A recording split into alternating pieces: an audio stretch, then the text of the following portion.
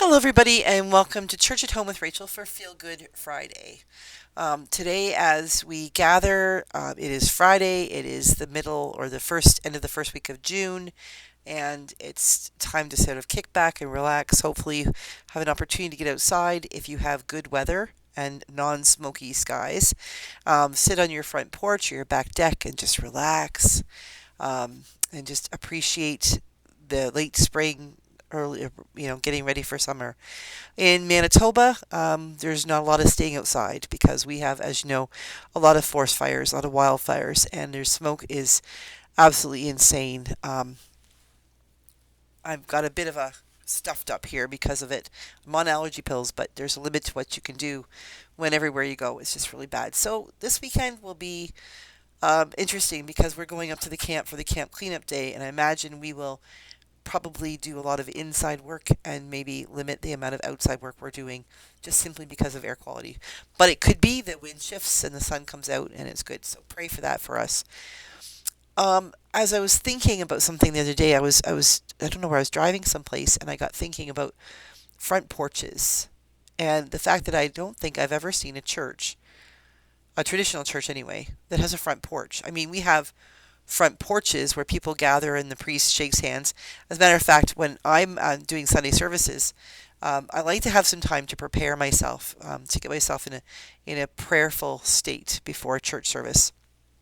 And over the last few years, I've developed the habit of standing on the front porch or by the front door and greeting people as they come in and opening the door for them, inviting them to come in the church because it's a quick, usually, especially in the winter, it's a quick hello. And if I know their name, I can greet them by name and welcome them. Then they go on in. People feel good because, the priest or the bishop in this case now has spoken to them and wish them a good day, welcome to church, and then they pop in and do their thing.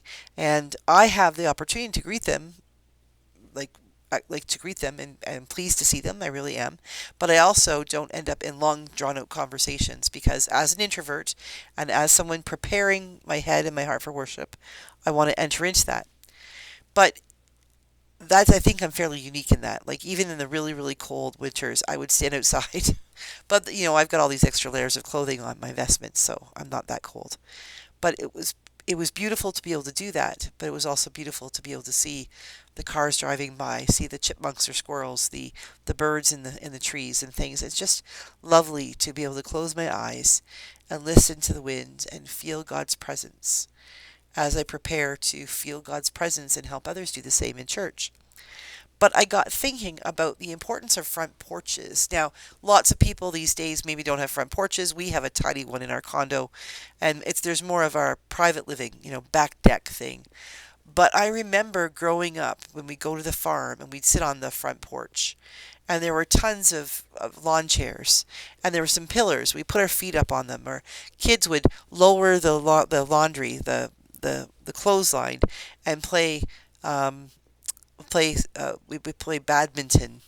We'd have the shuttlecock for badminton and ping pong paddles, and we would play over top of that while our parents and grandparents were sitting on the front porch after supper, maybe having a cup of coffee. For those days, everybody smoked, having a cigarette, doing their thing. My grandfather would smoke his pipe, and there was a sense of community and a sense of well-being and a sense of a slowed down pace that when you're on the front porch, you weren't rushing someplace. When you're on the front porch, you're open to conversation or silence. You're open to the kids sitting down on the step of the porch and yelling across the field and across the road at the barn over there for echoing. And I was so creative, I would yell echo, and it would echo right back. But the front porch was a gathering place, but it was also sometimes a place for quiet and solitude, to go and read a book, to have a cup of tea, to just listen to I always call them cicadas. Some people call them cicadas, in the hot summer sun, to watch the wind and listen as it ruffled through the heads of the fields of wheat. The front porch for me has always been a place that meant welcome and peace. And I got thinking, why don't we build front porches on churches? Like, I'm not talking like a cement pad with a couple of, flower pots or planters for things where people could, open the door and head on in. I'm talking like benches and porch swings and a railing and a coffee pot and an awning or a roof over top of it so you can get it out of the sun or the rain. And so people could just come and gather on the front porch. Now, these days, churches often are not left unlocked because of insurance and vandalism and theft and all those things. It's just not a thing that happens anymore. But can you imagine if our churches had front porches? Kids could scoot in there out of the rain when it starts to rain. Older folks could go and take their coffee from Starbucks and their newspaper on their iPad and sit in a chair on a bench and shoot the breeze with somebody else.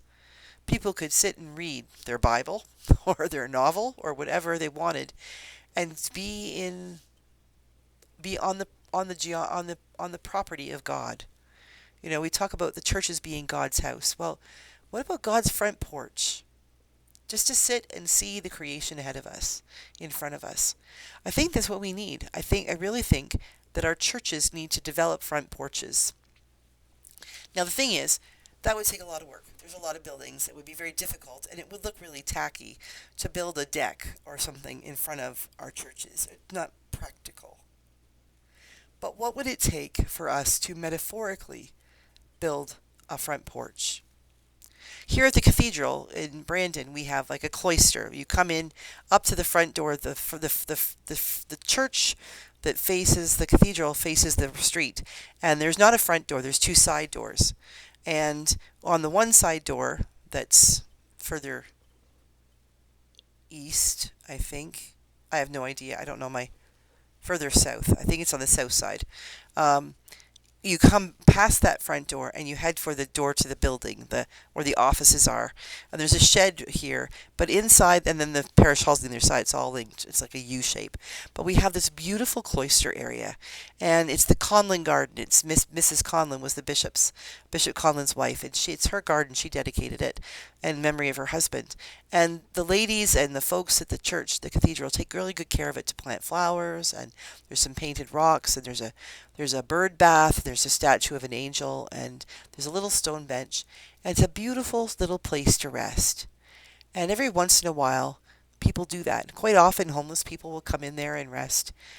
Sometimes I see the older folks do that, and I know every time I walk out of it, I'm always in a hurry, and I keep thinking to myself, one of these days I'm going to bring my lunch outside, and I'm going to sit on the bench and just sit and listen, because it's a little piece of heaven right in the city of Brandon. Other churches could do the same thing in a different way. Maybe put a bench outside.